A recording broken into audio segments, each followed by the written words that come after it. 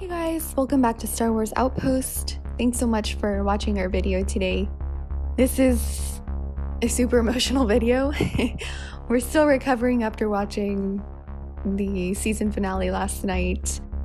After crying for probably 5 or 6 hours straight, not sleeping till 7 a.m. It was a lot.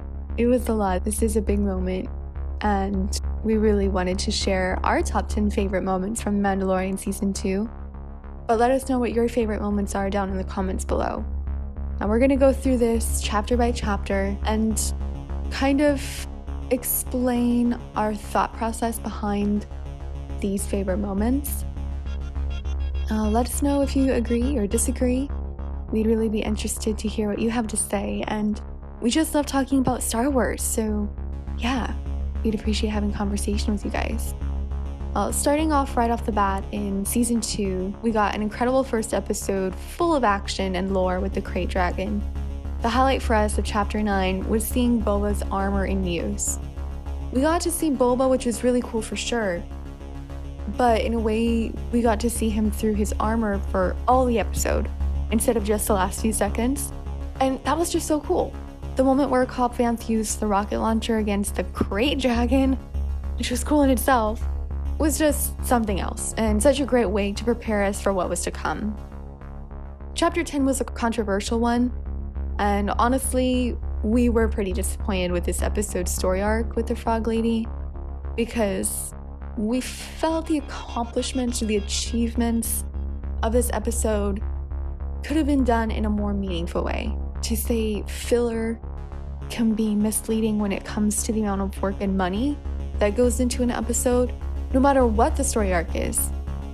We know that they put a lot of money and time into this episode too, so it's just interesting that they stuck with this story and invested so much into this story. But you know, it was really cool to see Din Djarin show his more humane side in this episode. I think it was a lot of character development for him. But our favorite part of the episode was Dave Filoni's second cameo of the series.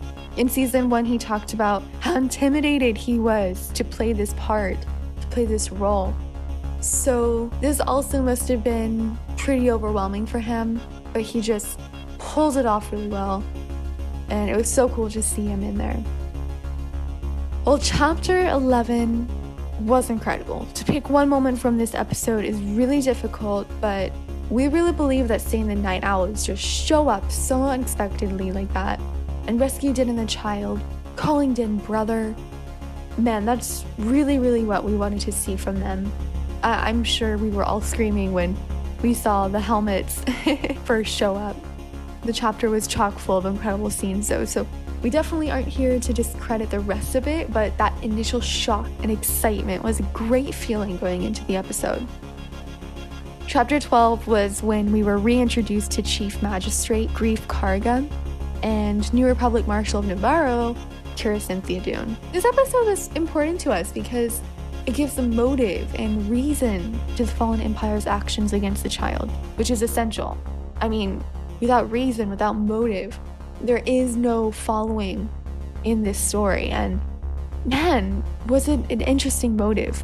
A lot of people called it, but it was great to see it confirmed that, yeah, there's cloning behind this. You know, they're interested in his imp count and his midichlorians, his force abilities. So our highlight of this chapter was a hologram recording of Dr. Pershing explaining his failed attempts at getting the donor's blood because the donor was too small to harvest enough. Any more would have killed him, he said. Now we have real reason to feel truly concerned about what could be happening in the future episodes. And with the clone-looking bodies in the Bacta tanks in the back, it was just a really cool scene, right? Chapter 13, oh my gosh, this episode. First time I cried in the series. I know Ahsoka Tano is one of our favorite Star Wars characters, if not our actual favorite, so this whole episode was just too good to be true with her. The cinematography was stunning, she was stunning, the lightsabers were so sharp and snazzy, we just couldn't have asked for more with this episode. Our favorite part was when Ahsoka revealed Grogu's name and revealed a major part of his backstory. That he was raised in the Jedi Temple on Coruscant, someone hid him and took him from the temple, and his memory was dark. he's been hiding his abilities to protect himself. How emotional is this? I mean, Ahsoka got all this with Force connection. We haven't gotten this yet. We haven't gotten this from her in so long. I gotta say, we really need to take a moment to just reappreciate this scene, honestly. And the music. We can only say thank you, Dave Filoni. Thank you, Jon Favreau. Gosh, and you know what? Thank you, Kathleen Kennedy and Lucasfilm for making this happen. We know that Dave Filoni gives a lot of props to Kathleen and Lucasfilm, and we're not here to shy away from that. At the end of Chapter 13, Ahsoka Tano instructs Din to bring Grogu to the Seeing Stone on Tython. That's what we get in Chapter 14, and this was also an incredibly exciting and emotional episode in such an unexpected way. We started off with a title that got us all shook up, The Tragedy. Once Grogu is on the Seeing Stone and it activates, the Slave One shows up with Boba Fett and his sidekick, the rescued Fennec Shand. Just seeing Grogu in the meditative position was good enough, but our absolute favorite moment in this episode, like I'm sure so many people, was seeing Boba Fett in his armor. Wow. This was incredible, and we feel like in many ways this is probably the Boba Fett that George Lucas wanted to portray, maybe especially if it wasn't, a quote-unquote kids movie in the 80s, But man, I don't think we will ever get over this moment, especially the slow-mo scene. Oh, so cool. Chapter 15 was also super cool. To me, it was probably cooler than most of Season 1. The trooper armor was jaw-dropping, seeing the girls work together, the imps get humanized, and it was all just so good. But obviously our favorite part was seeing the helmetless Din Djarin. To me, this really proved the lengths he was willing to go to get Grogu back to safety. Like Mayfeld said, he was willing to cross those lines that he had never crossed before. Pedro Pascal's acting here was fantastic and emotional. He portrayed Din's emotional dilemma perfectly, and it really pulled the episode off so well. It was perfect timing in the season to remove that helmet. And then there's the Love Letter to the Fans episode, Chapter 16, The Rescue. This episode, like I said, had me crying for 5 or 6 hours. This is the episode that you needed several minutes of recovery from before you could talk to your watch party about it, because you're just crying so hard, right? I haven't cried that hard in a long time. I hope I don't start crying now, because man, our top 3 Mandalorian Season 2 moments come from pretty much the end of this episode, and we're sure you can understand why. Our number 3 favorite moment is when Din removes his helmet while saying goodbye to Grogu.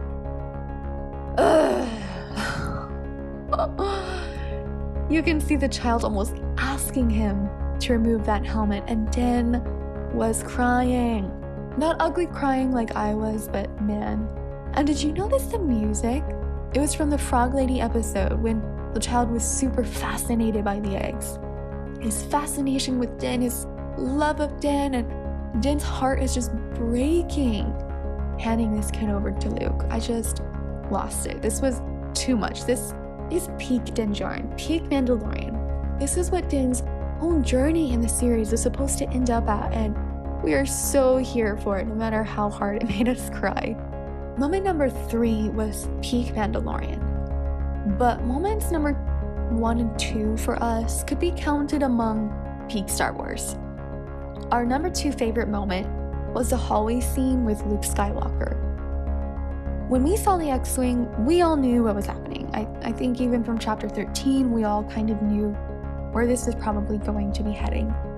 But I've been seeing so many who've had the same sentiments that I did, where I was trying to avoid dwelling on the reality of that probable option in an attempt to not get my hopes up. But there was just no other logical explanation as to where else this might go. So when we saw that X-Wing, oh my gosh, it was happening. It was actually happening. The robe, the hallway, the dark troopers. Then we got it. The green lightsaber that we've waited decades to get. This is what we really needed. Luke was what Anakin should have been. His power is so heavily shown here. these dark troopers were nothing but clankers to him. Nothing a swipe of the saber and a force crush from afar couldn't handle. I think there's so much of his father in him here that it really added to the emotion, because we just get flooded with thoughts of the tragedy that is behind Luke at this point. Even the tragedy that he didn't really know or didn't live through. We lived through it watching the Clone Wars and the prequel trilogy, and just the tragedy of Skywalker. And although Anakin was redeemed and Luke was in a really good place at this point in his life, nobody can deny that tragedy. It shouldn't have been this way. If things had gone right, if Anakin had done the right thing from the beginning, none of this would really be happening. At least not this way. And, that's another story for another time. But all these emotions come up watching Luke just obliterate these dark troopers so effortlessly, like the Jedi he is. It was just really perfect. Our number one favorite scene of The Mandalorian Season 2 was the very closing scene. Luke Skywalker, Grogu, and R2-D2 in the elevator. That trio, man, there's nothing they can't do.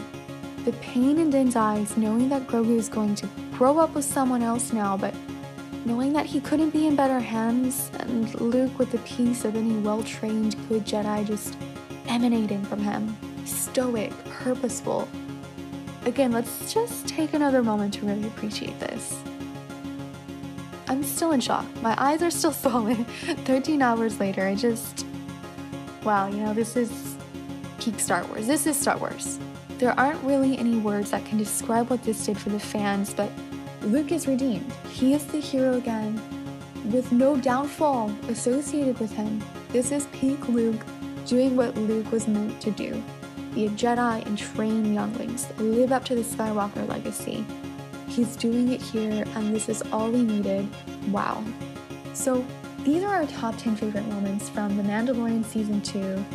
If you'd like more of our content, please consider subscribing, and we'll catch you in the next one, guys. Thanks so much for watching.